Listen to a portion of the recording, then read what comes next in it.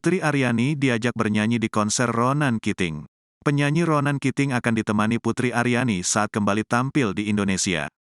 Setelah 2020, Ronan Keating kembali bernyanyi menemui penggemarnya di Indonesia pada 2023. Penyanyi Putri Aryani dipilih promotor Warna-Warni Entertainment membuka konser Ronan Keating di Indonesia.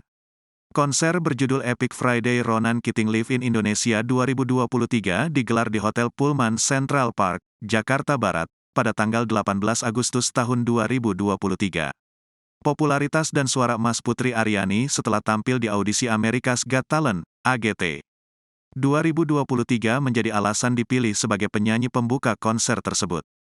Putri Aryani layak membuka konser Ronan Keating, kata Effendi Gunawan, co-founder Warna-Warni Entertainment di Hotel Pullman Central Park, Senin, tanggal 26 Juni tahun 2023.